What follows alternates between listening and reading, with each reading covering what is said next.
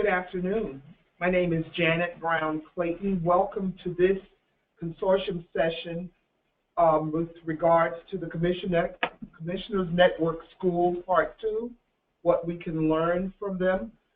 I am, again, Janet Brown-Clayton, a very proud principal of Lincoln-Bassett Community School, located in New Haven, a part of the New Haven Public School System. I'm accompanied by Dr. Michelle Bogart, who is our Climate and Culture Specialist.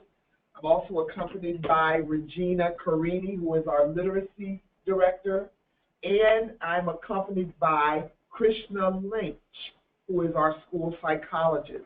I just wanted to give you a little bit of background about Lincoln-Bassett Community School, share with you where we began and how we arrived where we are.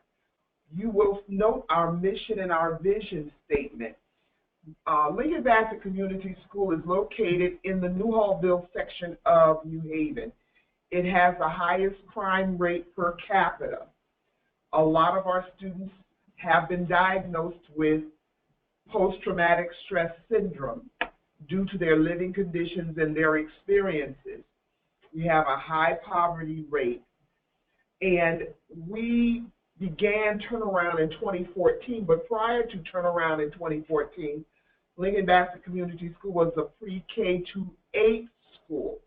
I was assistant principal there for 1 year from 2012 to 2013. I wrote the plan to release the 7th and 8th grade because I felt it was an egregious use of resources. We had 7 teachers for a total of 35 students. Having released the 7th and 8th grade, it allowed us to then begin to build our own middle school cohort. That year, there were 3 kindergartens, 3 first, 3 second, 1.5 third, 1.5 fourth, 1 fifth, 1 sixth, 1 seventh, and 1 eighth. Our desire was to create a community school, a school that would engage parents, that would build a community around it, that would be a place that teachers enjoyed coming, and where children trusted that we loved them. Our mission statement then was crafted to state we wanted to educate our children and equip them with the intellectual, emotional, and social tools necessary to become thriving, contributing, and productive members of their community. Our vision was to create a nationally recognized urban school of excellence that achieves major gains in student achievement and revitalizes the surrounding community. We knew that we had to begin by first addressing the culture and the climate of our school. The demographics of our school is 95% African American, 5% other, which includes Hispanic and white. Our teaching staff, however, since we were in turnaround, we hired 75% new teachers. And the teachers we acquired were phenomenally talented, young, hungry teachers who endured a rigorous interview process that included us asking them what they knew about Lincoln-Bassett Community School, why they wanted to come, and what did they have to contribute.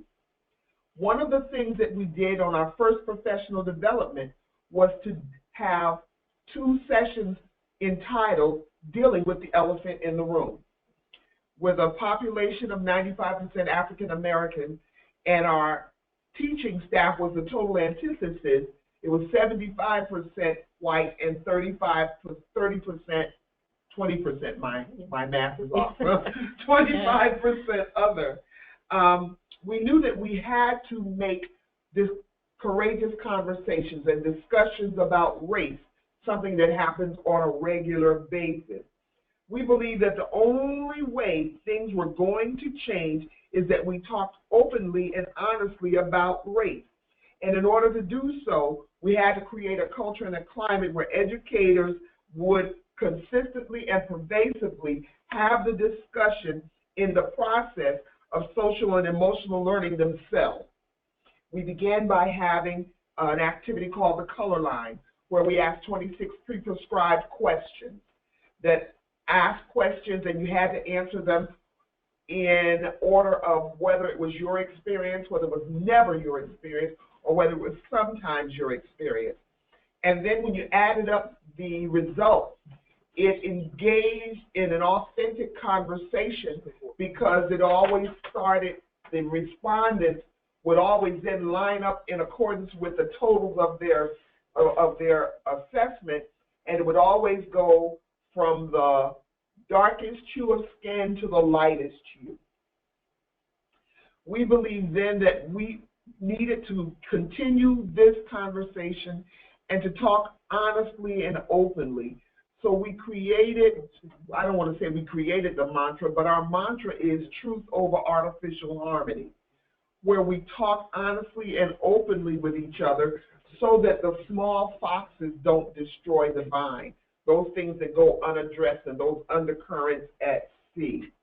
We decided very, very early on that we are not victims of low expectations for ourselves or for our students. So that the social and emotional learning piece at Lincoln-Bassett Community School also focuses on all staff members in addition to our students, and by focusing on being culturally responsive. We realize that human equity is a precious commodity, and that the energies we wanted to expend would be to get the outcome that we needed. We wanted to make certain that our teachers existed in a climate that was a supportive climate and not a got you climate. So our conversations were always about developing our teachers. And as a leadership team, we fiercely protected our teachers the first year from being over inundated with a whole lot of new initiatives from central office so that they could get their feet wet and get involved in the business of building relationships with their students, getting to understand and know the curriculum, and then being able to meld their personalities, their pride, their magic with pedagogy to get the best out of our students. So we continue the conversation with Courageous Conversations on a monthly basis. We've created a professional development process that is phenomenal. We meet every day from 7:30 a.m. to 8:15 a.m. for professional development. And we do it on a rotating basis, kindergarten, second, third, and fourth, fifth, and sixth. And we also include our special teachers in that. And we set up the environment so that they have an opportunity to talk in small groups about what they need to know. We can develop our teachers so that they can develop our students. So we set up a T-Val process, which is our evaluative tool that is utilized in New Haven for teachers to feel safe. We wanted to be able to discuss with them how and what we need them to do for them to promote achievement for our students. We wanted to safely evaluate our teachers and let them know it's okay to make mistakes because you can only correct what you honestly realize and you honestly own as a mistake. We had to set foundations, and then we painstakingly unwrapped the T-Val standards for our teachers. We work collaboratively. I believe in a distributed leadership model. We have 7 members of our leadership team. Nothing is done in a silo. And so that everybody buys in because everybody takes ownership for what it is they're responsible for. We are fortunate to have, and I'm going to now turn it over to my literacy director, who is Regina Carini, and she's going to take you further into talking about the academic integration. So I met Janet when she became the vice principal at Lincoln-Bassett prior to the turnaround. So we were a year together, then Janet left, and then she came back for the turnaround. So when we began the turnaround process 3 years ago, we really focused our professional development in the same way we approached teaching and learning for our students. We wanted to scaffold the professional development for teachers to meet their needs. So when they first started, we had 75% new teachers. So rather than place every demand upon them. We gave them the space so that they can increase their competencies, learning the reading workshop model, learning the math workshop model.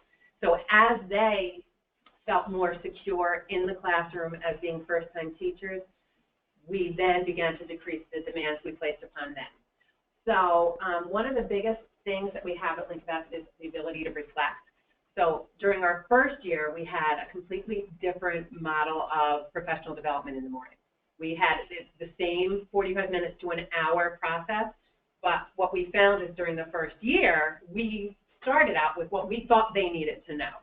But when we realized that, you know, through surveys and feedback that we elicited from teachers, we found out that, you know, perhaps focusing solely on literacy and math and operations wasn't exactly what they needed. So we sought teacher feedback and then reflected on it, and then modeled our professional development procedures and protocols after what actually teachers requested. So thinking about that, we actually do a lot of backwards planning with our staff, but in order to even get them to fully grasp it, we actually backwards planned professional development. So at the beginning of this year, we didn't want to take anything for granted. So we started the groundwork with, how do you teach listening to students? So we can't take it for granted that students automatically know how to listen. We actually taught teachers how to teach students how to listen. From that point on, we then moved into, how do you define education? As an educator, you think about that when you're in your classroom, or in your classroom to become an educator, but how would you define education for students that you teach? So I work very closely with the math coach. So after we taught listening, Rolanda Booker is the math coach, we do pretty much everything together. We've decided, based on teacher feedback, that we wanted to focus on not only strategies that you can teach for reading or strategies you can teach for math. We wanted to focus on the highest impact strategies you can use in any content area that you teach. So we do all of our professional development together. And what we did as a staff is we came up with what we wanted for our children as an education. So we decided that as a school, we want students to be able to articulate their own perspective respectfully so that their meaning doesn't get lost in their presentation. We wanted to help students navigate conflict and build the capacity to think for themselves. We want students to be unyielding at times, to essentially develop their own convictions, but also realize that their thinking should be malleable and can be changed as new information is presented. Basically, we see ourselves as not just educators for teaching kids how to answer a question about math or how to answer a question, you know, about a text that they read, but we really want students to develop a sense of self and help them along their own developmental pathway. So that was all within the first month of school. We talked about listening, we talked about what education means to them, and how we can best help students. Then we came up with, if we really want students to learn and have conversations as they grow, we really need to talk about how we're going to incorporate discussion protocols within our own classroom. So, you know, we try to have a fine line between teacher modeling and also allowing students individually and in small groups to grapple with problems themselves.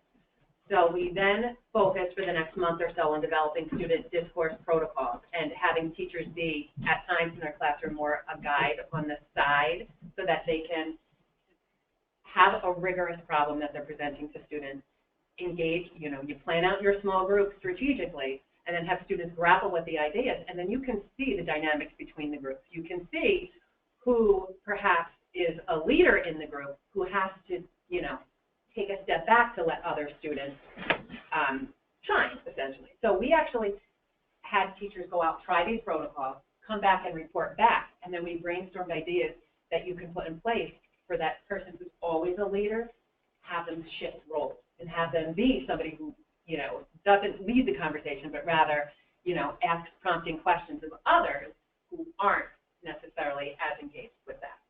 From developing student discourse protocols, oh, I should have switched slides, huh?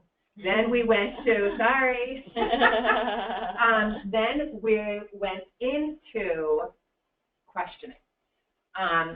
So after we taught students kind of how to listen, then we discussed student discourse protocols within classrooms and how they look different depending on your grade level. Then we really delved into questioning.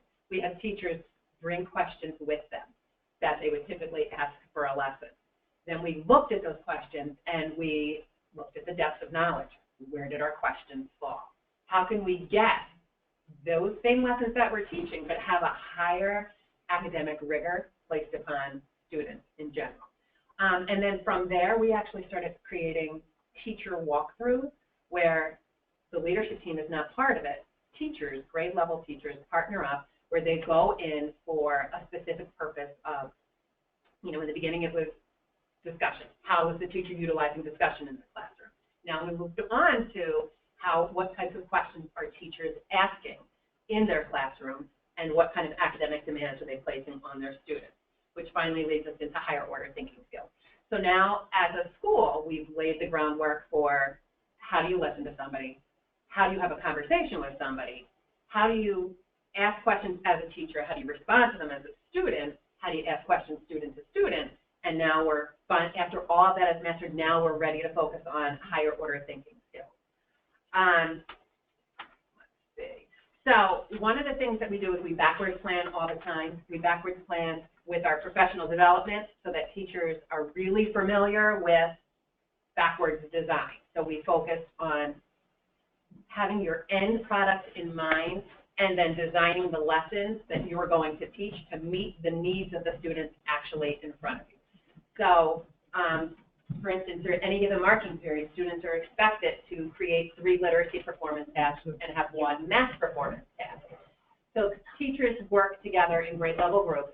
They come up with the ideas that they would like students to know at the end of the marking period, and then from there, they actually backwards design units. This marking period, for instance, is our science fair. So what we've done is we've worked really closely with teachers to develop an integrated unit where whatever they're doing really focuses on a scientific question that they're going to explore. So on the next slide that I have here, this is actually a sample lesson that I worked with a teacher in 3rd grade on. We're designing an experiment. So we have a core text that students use in the 3rd marking period, which is called Plastics Ahoy. So from that specific book, there's 1 page in the book, and it's actually a sidebar in that 1 page in this book. And from reading that 1 sidebar, students were asked the question to basically, what type of nonfiction, what type of text feature is this? Which is a really low rigor question. But from that, they had to reread that little sidebar and then decide what the actual scientific method was. Then from there, what they had to do was look at plates that were actually placed in front of the students. So the whole book is about the Great Pacific Garbage Patch. So we just took 1 section of 1 part of 1 book and actually developed a full-blown unit in it. So students actually got to manipulate paper plates and plastic plates, and then from there, we designed an entire science unit where we learned about how plastic is affected by the ocean or is not affected by the ocean. Students wanted to learn what would happen if you had plastic on land. So they went from reading that 1 little sidebar to fully embracing, a science unit where they buried paper plates that we dig up twice a week to, see how far they've decomposed. Then they reflect on all of the learning that they're doing throughout the course of the unit. And I'm getting near the end of it, so I'm pretty excited. Another thing that we really focused on is use of data. Teachers, when they first started at our building, they really, as a first-year teacher, you're just getting used to the classroom. So, we kind of sheltered them from the data team cycle in the first year. As they got their feet wet more and more, we placed more academic demands on the teachers to look at their own data.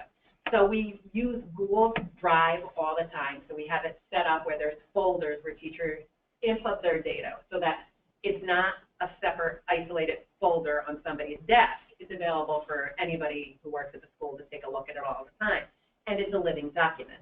So we do monthly running records where teachers input their, Fontes and Pinnell scores or whatever the student's actually reading at that time, the level text, into this Google document. And then from there, we actually craft individualized plans to meet the needs of students who we do not feel are on track to meet the predictors we've set for them. One of the ways that, you know, the accountability index that just came out recently, in the district, Lincoln-Bassett was fourth from the bottom the first year the information came out. This year, the information was released several weeks ago, we made a 23.5 point increase and have moved from fourth from the bottom to fourth from the top in the district. Most impressively is our math scores. For each student is assigned their individual growth goal. In math, on average, 94.6% of the expected growth was met by students. For literacy, it was 78.5% of the points gained towards the independent or individual growth goal. And that ties right into teachers' use of data, but we also have student expectations to use data. At the beginning of the year, we had students actually set their own growth goals. And again, that's a living document. So students set their own goals of things that they wanted to get better at. Being reflective practitioners that we are, we realized mid-year how we can better help students meet this need. So the math coach and I actually went into classrooms and had student portfolios available for us to look at. We had actual data points for us to look at. We had test printouts for students so that we could sit down with students. We can praise them for the growth that they have made, but then specifically show them areas where, you know, they felt they could improve, or if you had a student who was not as reflective as we would have liked, where we can show them specific areas and then really target a plan to meet their needs. So it's not necessarily, we had a conversation with students about that growth goal, not necessarily if you're meeting it or not. What's most important are the 3 steps that you have for yourself that you plan to implement in order to achieve that goal. And one of the other things that I wanted to mention that we do that works really well is the math coach, Rolanda Booker, and Stephanie Skiba, who is our director of operations. They've worked really hard to set up what's called an advisory period. So, Sophie, I forgot to hit it again, I'm sorry. So the advisory period is a time in the building that happens every other week where staff members basically mentor a group of students. So it's not going to be a student that you have in your classroom. It's going to be a student that you are not familiar with. So it's just another way that you can help build relationships and sense of family in the school as a whole. I think I'm over to Michelle now.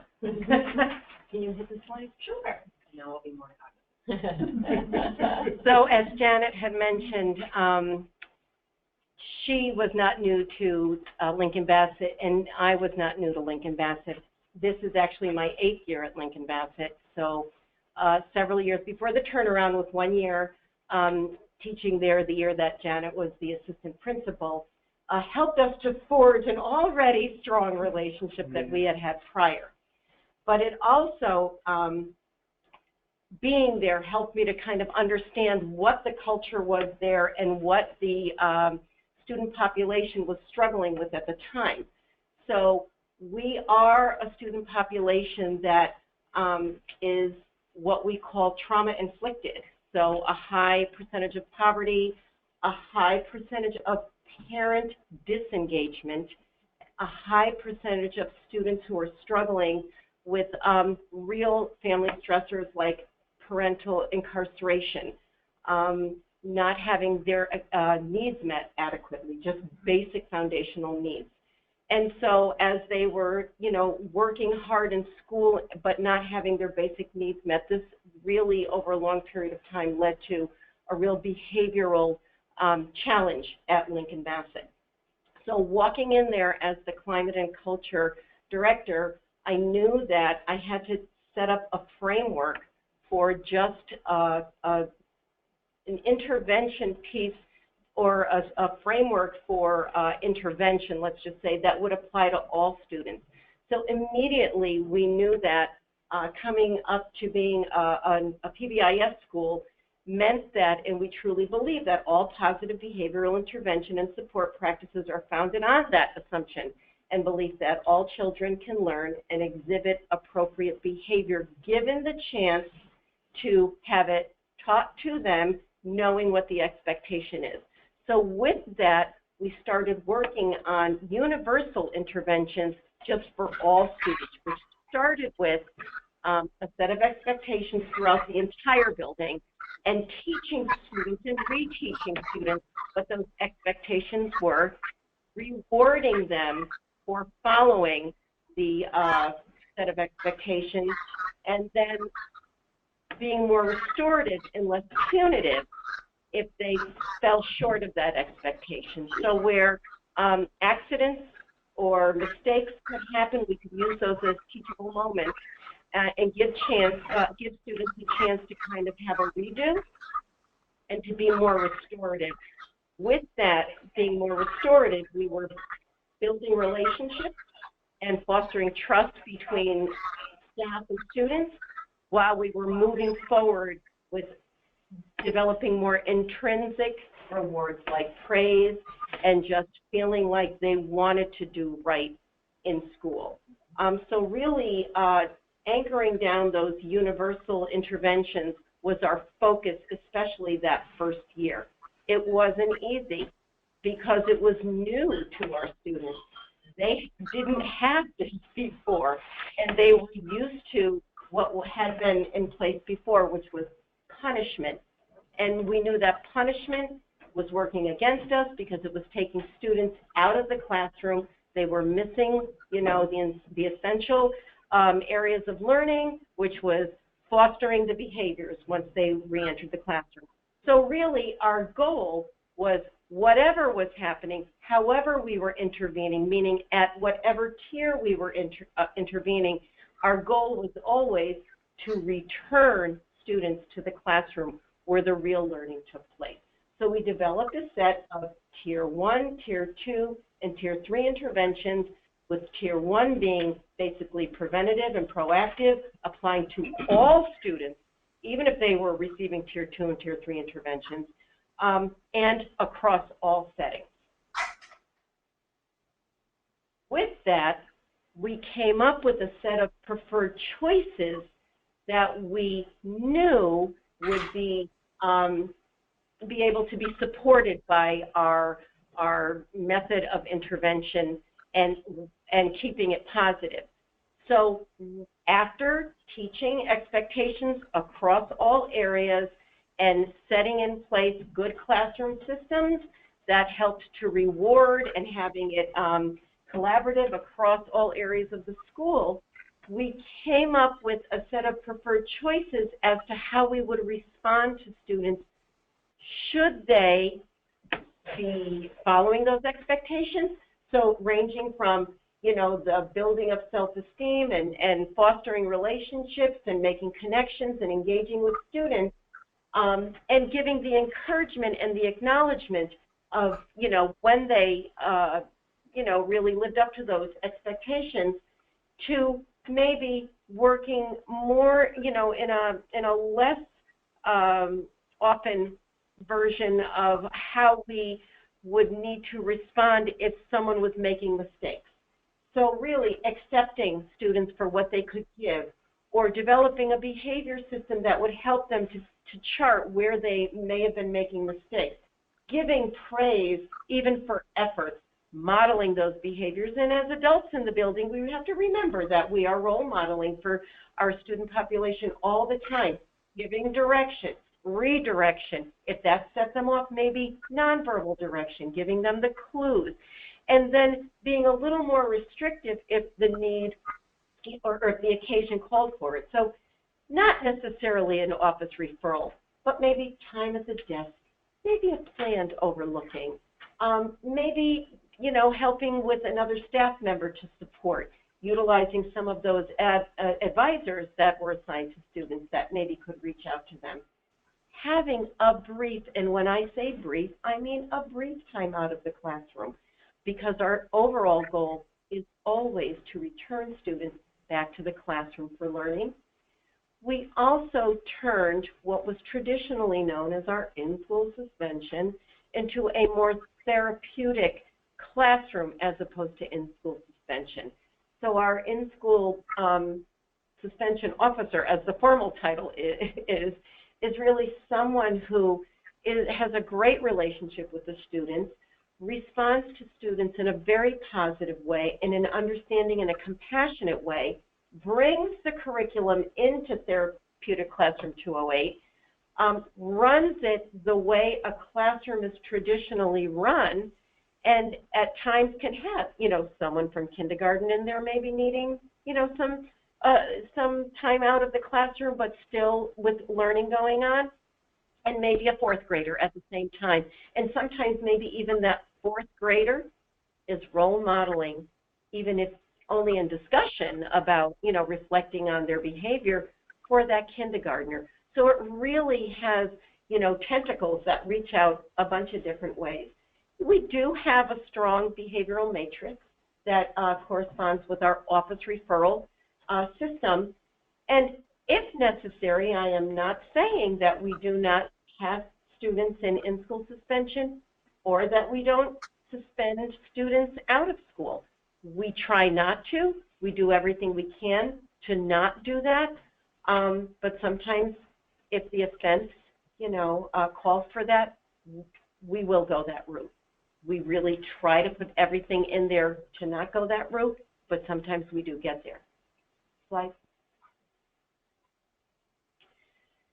So as I said, we are focusing on being less punitive and more restorative. So just based on the fact that, and everything in our building is based on the fact that a network of relationships that is already well established is easier, to respond to and is more effective when we want to kind of turn wrongdoing or errors or restoring social order, as well as to, create a safe environment and a healthy and a positive environment.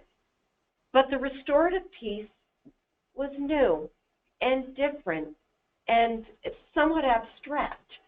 So it really needed to be consistent and across all adults in the building, all staff members, and we had to really buy into it so that our students would buy into it. So conversations when someone maybe makes a mistake have less to do with you broke a rule and more to do with, did you know what the expectation was? How did that feel when you didn't meet that expectation? And, subsequent conversations around that, I won't go into everything that we talk about, but the primary piece is, how can we fix it? Because everyone in the building wants to fix it. We don't want to punish you. We want to fix it, and we want to learn from it. So it could be a formal process. It could be an informal process.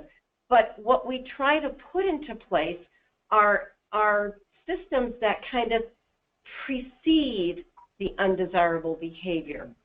But if in fact it happens, and it does, we can always fix it, and we can learn from mistakes, and we can also become a leader in kind of turning that around for others who may be struggling with the same thing. So there's a fair amount of that, happening, especially with our upper grade students. Right. So I've got a thing for triangles in case you haven't noticed, and arrows. But the purpose of this is to, if you look in that first triangle there, the bottom portion of the triangle represents the majority of our student population, where we're focusing on the proactive and preventive interventions across all settings. But as we go up that first triangle, we do have to delve into some restorative practices because mistakes happen and we want to fix them. And then going to the very top, where we get to the more intensive supports, where maybe restorative practices need a little bit of help along. We're corresponding to the other triangle, which represents the level and the intensity of the support. So as the top of the first triangle represents a small portion of our student population, the triangle next to it represents the options that we have, which would include the options that are, serving the total student population, and that's what the arrows represent. Whereas we may be accessing, for a very small percentage of students in that first triangle, very intensive supports in the second triangle. If you look at those arrows, we're also including the proactive and the preventative and the PBIS interventions, because everyone is getting those interventions. And we go up and down. So if we're looking at our Tier 1 student population or our Tier 1 supports, if we have to go up, we go up. But we're always coming back down, because we always want to bring it back to the total student population. And the total student population is the general population being served in the general classroom. So we have, for our Tier 2 supports, I mentioned therapeutic classroom 208. We have some adults that go around and help to refocus students either in the classroom, maybe just outside of the classroom, and then back in the classroom, or maybe to a quiet area like a refocus room to kind of talk about what's bothering you, take it, put it in a box, put it on a shelf, and then go back to the classroom. So we're always trying to get students back to the classroom. We also have a school-based health clinic in our building that has a school counselor. And again, the school-based health clinic is part of that community piece that we work so hard to be able to serve in our community to our families. But we have a school counselor there who sees students in social groups, as well as a school social worker that sees students in social groups and addresses students who have gone through the PPT process and are receiving those kinds of supports. We modify our SOAR oath, which is our acronym, being safe, on task, accountable, and respectful, and that is embedded in everything that we do.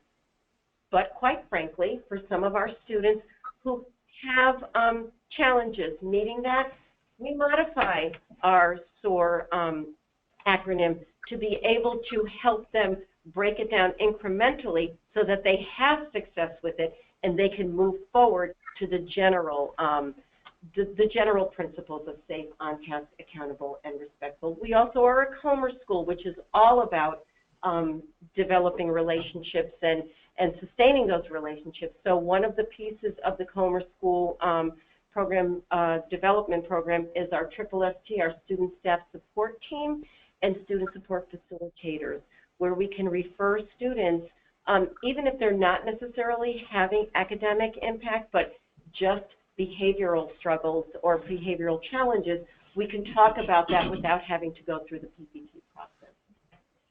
So in our next slide, this is kind of our flow chart. Again, we've got the first and the second triangle, but the arrows go back and forth about what the corresponding intervention is and the corresponding personnel that addresses it.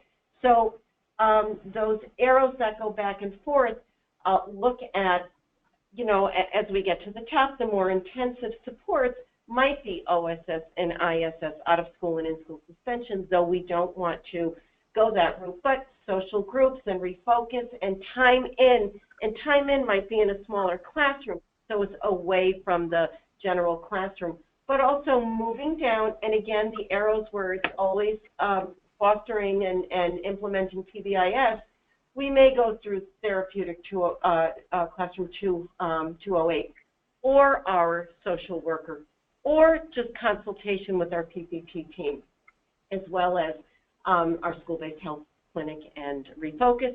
But again, the purpose of this is to always look at those arrows where we're still always including the teacher and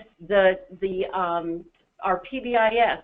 And one of the new things that we have that helps with the academic integration is the New Haven Public Schools has developed a social and emotional learning initiative that is aligned with the Common Core State Standards. And Krishna, our school psychologist, and I worked in the very beginning of it to kind of address it as part of our multi-tiered system of support. But Krishna has really delved into the standards to kind of link them to, again, making that full cycle of the academic integration. So the last slide, Regina, if you just flip to it, is just our flow chart that people can reference to. And the focus of that is just if we're looking at our Lincoln-Bassett Eagle, our student up there who's very happy, the arrows just constantly, no matter which way we go, they're always flowing back so that we can always keep learning going back into the classroom. And now I'll pass it over to Krishna. So as Dr. Bogart said, I have the distinct privilege of working both on our district SEL committee as well as spearheading our SEL academic integration piece at Lincoln-Bassett, because I have enjoyed tremendous support from our administration in doing so. The New Haven, I'm going to touch on both the district and the building piece for a little bit. The district piece is the three-prong approach. This is our district-wide SEL initiative. It is direct, explicit instruction, which is curriculum-based. We have Michigan model that we roll out in all the schools and second step in some schools, as well as, that is your basic direct instruction with modeling and practice. That, again, is curriculum-based. That second prong, which is so important to our schools in New Haven, is that culture and climate piece, which Dr. Bogart just spoke of. That's our PBIS, our SOAR assemblies, our behavioral expectations, morning meetings, restorative practices, all those things that basically make our buildings feel safe for our students, so it sets them up to be able to learn. That third piece, that academic integration piece, that's a big piece right now in the educational research. How do we measure it? How do we roll it out? What does it really encompass? So that was the piece that within New Haven, we said to ourselves, we really want to wrap our brains around it and kind of develop a working group to devote some research and kind of rolling out some of the initiatives that we have under academic integration. So that is a work in progress. So what we decided to do with the academic integration piece, because that's the piece that I'm focusing on right now, is we started at the district level with the CASEL English standards. So that, of course, is the 5 core competencies of self-awareness, social awareness, self-management, relationship skills, and responsible decision-making. So those are the 5 core competencies that the CASEL organization has deemed as important research-based, and it informs our evidence-based practices for our academic integration. And when we speak about academic integration, really that is a key essential piece for us now that we're able to take that next level with our culture and climate piece being so strong. And why do we want to focus on academic integration? What's based on 2 founding principles. One, that every academic skill also has an academic behavior necessary to learn and or to perform that skill. And the second one being that poorly developed or acquired intra and interpersonal behavior can interfere with the acquisition of or performance of an academic skill. So very much the academic and social emotional piece are very tied together. You cannot have good academic behaviors if you don't have solid social emotional behaviors. So when those things are all kind of tied together, intertwined together, and we have strong social behaviors, that leads to strong academic behaviors, and that will lead to academic achievement. That's why it's so important for us in our schools. Okay, so exactly what does that kind of look like when we are talking about integrating SEL academic integration into the Common Core? Well, what we looked at the district level was breaking down, kind of unpacking those standards. Everyone, we talk about it all the time, Common Core state standards, unpacking the standards. We did that with the CASEL English standards.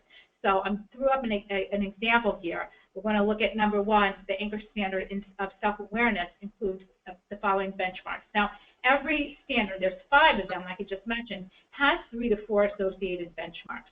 So this is an example of the first benchmark, demonstrates knowledge of one's emotions, demonstrates knowledge of personal strength, challenge, and potential, and demonstrates awareness of how to gain support or help and ability to accept personal responsibility. So within those benchmarks, we have found a way to tie those to the Common Core state standards. And the next slide, this is just an example. So for our Anchor 1 benchmark 1, demonstrates knowledge of one's own emotions. relates to the Common Core State Standards in literacy for the reading literacy, 2.3. So this is second grade, the third standard. Describe how characters in a story respond to major events in a story. So within our district work, what we have done is we have broken down every single CASEL, anchor, standard, and benchmark and tied them with the related Common Core State Standard in reading and math and through grades up into K through 12. Actually, this is a working document. It is, we haven't released it just yet, but I'm part of that working committee who are tying each CASEL anchor standard to each Common Core. And if when we're looking at kind of tying this together, it's important to also kind of provide for the teachers a sample activity. So, for example, in our master document, each of those anchor standards for social emotional that are tied to Common Core State Standards will have it as sample activity. Now, what does that look like in practice? We've rolled that out I've rolled that out at Lincoln-Bassett. So, for example, I wanted every teacher to be able to become, and this is our first year of rolling this out, to become familiar with the vocabulary. Before the district comes and we become that pilot school, I wanted our teachers to feel very comfortable with the CASEL vocabulary. So every month we have focused on a different anchor focus. So teachers individually can come up with a mini SEL plan that they incorporate into their existing academic plans. So just as an example, February we focused on just social awareness. So teachers are tasked with integrating at least one mini social emotional lesson, focusing on any of the benchmarks associated with that anchor standard of social awareness into what they have already planned. And we've kind of made it into a great initiative. Every month the teachers report back what kind of projects that they have done, and I've encouraged them to have fun with it. This is not about coming up with their own curriculum. This is about already attaching these anchors into what you already have planned. If it's more work, you're not understanding the concept right there. So it's really about what I look at it as walking the walk. We talk the talk, but now it's walking the walk. And they have had a great time incorporating these anchor standards into what they've already been doing. So some of the examples I'll just share real quickly are the importance of body language, being a responsive community member, performance of happy. One of our grades staff and did a song about noticing others' emotions. And then again, our upper grades tied that learning into Black History Month lessons. So once the teachers became familiar with, oh, this is how you do it, because at the beginning, every teacher said, oh, yes, social emotional learning and lessons are important. When I asked, what are the anchor standards, not a single teacher could tell me exactly what those anchor standards were. Now they roll them off the tip of their tongue. They are proud to come up and tell me what kind of lessons that they are doing within their classrooms. As I was coming here, a kindergarten teacher approached me and said, can I have another one of those books that you gave out? My kids are loving that book. We're doing a writing assignment around that book. So at the beginning, it was a little bit of a sell, because I think teachers looked at it as there's one more initiative, one more thing. But now that they're having fun with it and that they see that social emotional growth within their students, they actually can see that those social emotional behaviors are tied to those academic behaviors, which in turn lead to academic achievement. So I wanted to just interject and follow up on the social emotional learning piece to talk about how we incorporate social emotional with parental engagement. We are a community school, and as Michelle and Krishna, and I think you too, Regina, alluded to, we have a school-based health clinic. We have a full-time nurse. In our school-based health clinic, we have an APRN who can diagnose and prescribe. So parents can bring children to school. If there is an illness, we can take the step out, which means you would come to school, pick them up, take them to the doctor, get a prescription, go get the prescription filled. They can pick them up, have a diagnosis, have the prescription already, pick the prescription up and take the child home. What that did was it honored our parents' inabilities to have access to the children only through public transportation if they didn't have a car. We also have a dental van that comes twice a month. The dental van does oral exams. It can do extractions, x-rays, all of that. We also have what we call, our mascot is an eagle, so we have Eagles Landing, which is a way for parents who might have some special need. They could come, preserve their dignity, they can get it from us. We have shoes, we have clothes, we have books, gloves, uniforms. We have small household appliances that we have inside of Eagle Landing.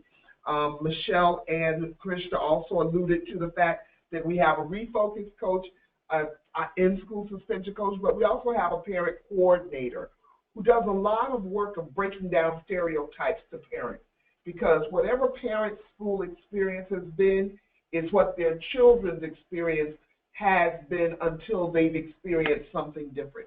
So what we realize we're working against also is the stereotypical ideology of what their school experience, parent school experience had been like before. Michelle alluded to the fact that we have a SOAR matrix, about a behavior matrix. If you walk through our building, there is a SOAR poster everywhere that tells you what soaring looks like in that particular area. We have monthly SOAR assemblies where we celebrate children who've been soaring, who have had great attendance, and then there's a student of the month that we celebrate. And then we have teachers that put on plays, and the classrooms put on plays, as Krista alluded to, that demonstrate. We have the school-wide spelling bee from kindergarten to 6th grade. We have parental, and what we found too with parental engagement is that we're dealing with a different dynamic in terms of what a home looks like and what family looks like. So we give an opportunity for moms and dads to interact, even if moms and dads don't interact on a personal level. So we'll have dad's night out, we'll have mom's night out. We have partnerships with the Phi Beta Sigma fraternity. We have partnerships with Connecticut Center for Arts and Technology. We have partnerships with Boys and Girls Club. We have partners that have helped us help our families. We're having adult ed component coming now with the CONCAT, with the Connecticut Center for Arts and Technology, because what we want to do is make certain that we emphasize to our children the importance of education, because they see their parents getting an education as well. So we have My Girl, My Guy dance that the children look forward to every year. Like tonight we're having the Dr. Seuss night, where we'll have a photo booth. From the snow. We'll have the photo booth, we'll have games, we'll have food, we'll have crafts, we'll have activities, and to share with you the impact because of the work that we've been able to do at Lincoln-Bassett. When I was appointed principal, they had a Meet the Principal's night. They ordered 20 pizzas, and 10 people showed up. And two of them were my mom and I. And now we have activities. For instance, we have a traditional gingerbread night, gingerbread house building night that went from 100 people to now we have to have alternate seating because over 300 people come. So for any parental engagement activity, we'll see 100+ people come out. We have, I think, the last count, 210 scheduled for tonight. 210 schedules for tonight. So we're going to give you an opportunity to ask any questions if there are any. But I hope you can tell that we are excited about the work. We are more, I think, excited about the impact on children's lives because we're changing their trajectory, we're changing their purview to see their existence as bigger than the 4 streets that make up the block they live on. I just wanted to mention one more thing. Just as we mentioned to our student population, you know, we all make mistakes, we can fix them to an extent because we're working with a paradigm shift with parents. That applies as well. Mm-hmm. So they kind of get a do-over and they can, for whatever has been happening or however they've been, whatever that school experience has been, we can change it and we can fix it. So it empowers them to an extent. We have, chronic absenteeism was a big problem You're a before good our segue. turnaround. Yeah. And one of the things that we have our data and technology coach, who's Lori Quirk. She actually has taken on a big portion of trying to get families to come. I mean, she's gone so far as she'll get a kid who's absent, call the parents, drive over to the house and pick them up and bring them to school. But she puts services in place that families didn't know existed in order to get their children to school. So she has gotten bus fare for them, outside of like passes, bus right. passes, outside of the Mm-hmm. traditional public school transportation system.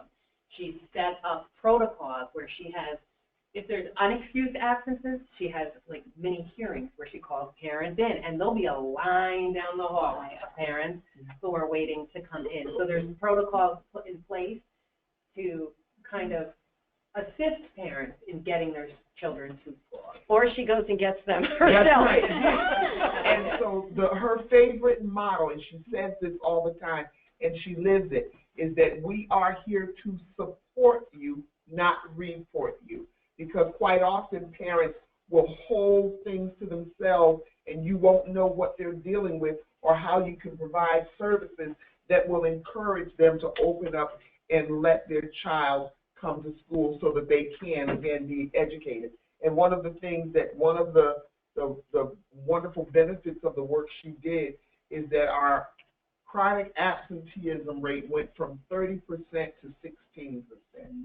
Amazing. Yeah. I wanted to also just mention that our assistant principal, Jenny Clarino, is the person that kind of weaves, all, in a very creative way. She's kind of the thread that makes us all this fabric, in addition to, just rolling out so much for teachers and support. So I just wanted to throw that out. And she wasn't able to be here today because she's not feeling well. Thank you so much for a wonderful presentation. We have 5 questions we'd like to share with you. The first, back to the advisory that you spoke of earlier. Do you have advisory for all grade levels? And if so, do the adults loop with the students, or do they have new advisors each year? This is our first year of advisory. So as it stands now, we have a mixed age group. So if you're a kindergarten teacher, you're going to work with 6th grade students.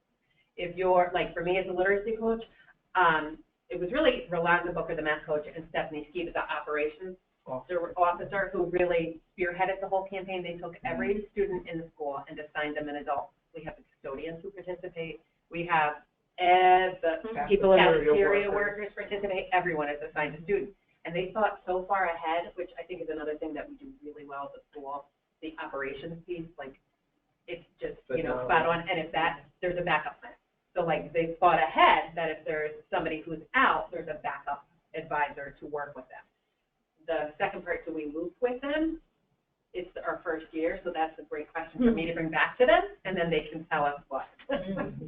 Because that would be sort of hard to loop in terms of the kindergarten teachers who have the 6th graders because they're the seniors in the building. Yeah, right.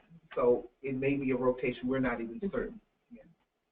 Seen different schools do it different ways. Some like the looping because they have a significant adult in their life that stays there for their whole 6 years in the building.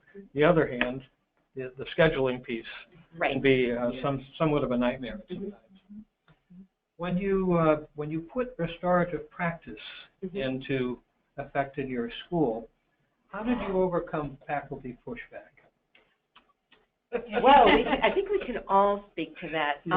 Janet mentioned that we had all new teachers, and we were a turnaround school, so really the climate and culture piece was part of that contract, that they were signing, so the buy-in was built in there.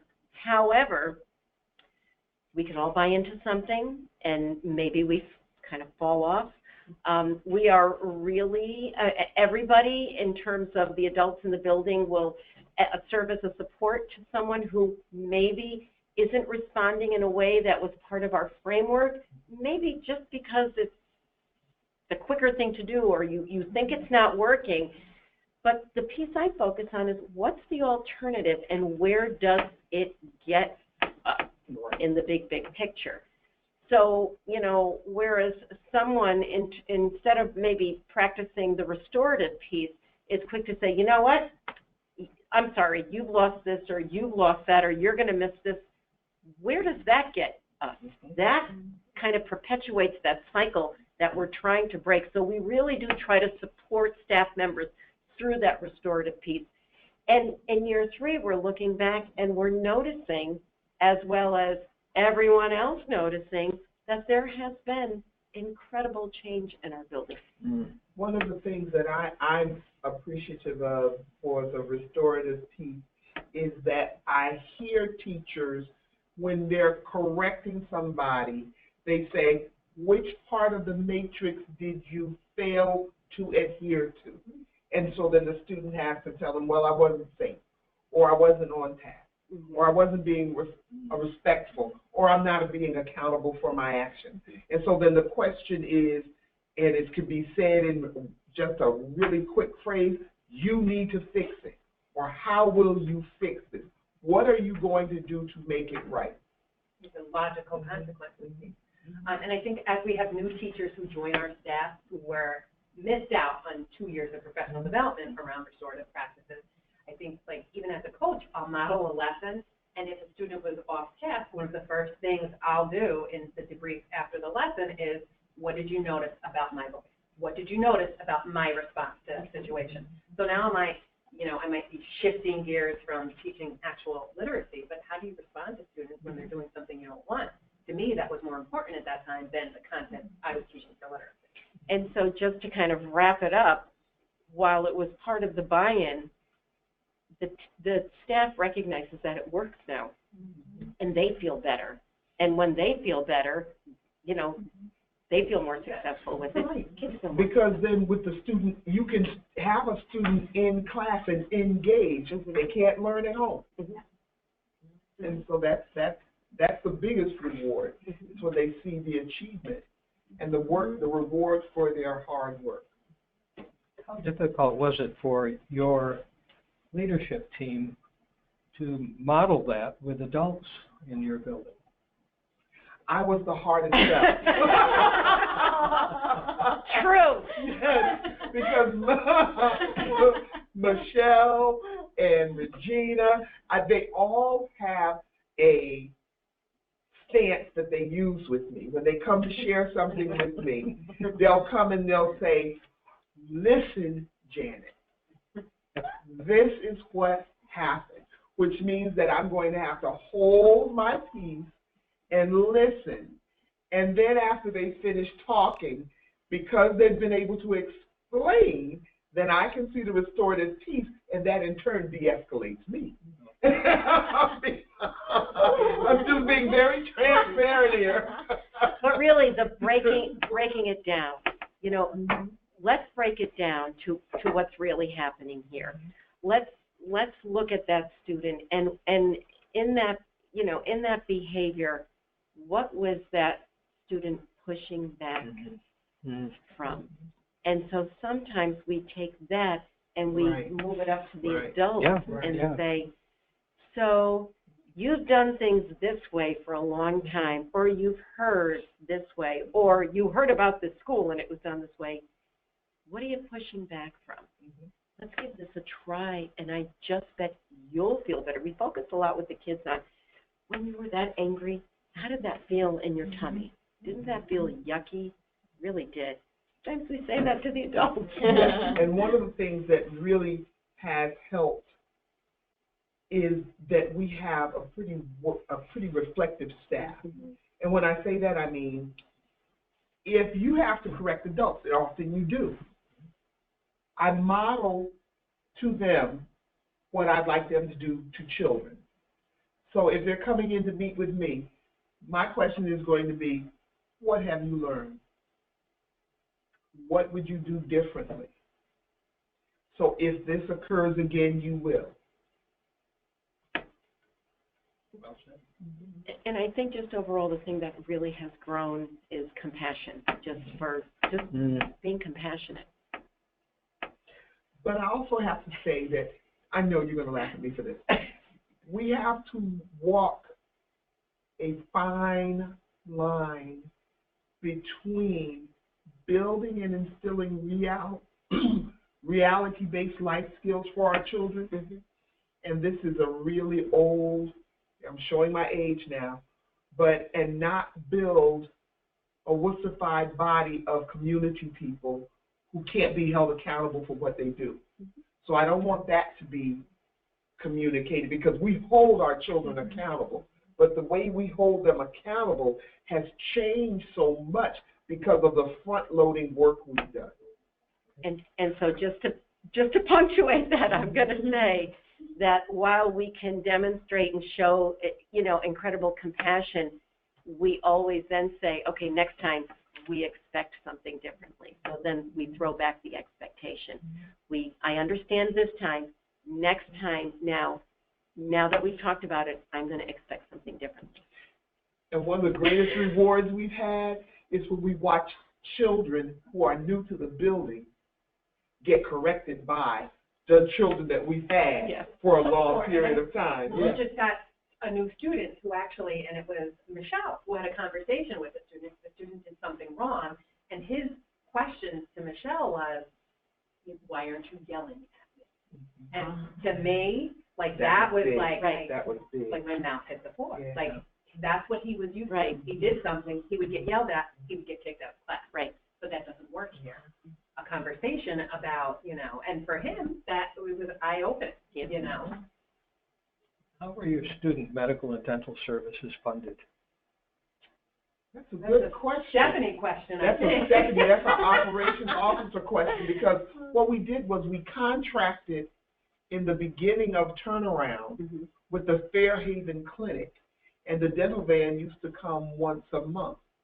Well, then as the participation in the school-based health clinic increased, then the need for the van increased. And I'll be honest with you, I have to check with Stephanie, but they now, instead of coming once a month, they come twice a month. Yeah, and I know it's insurance-based too. Right. So if a student is enrolled, they give their insurance card, so there is some billable services that occur, but besides that.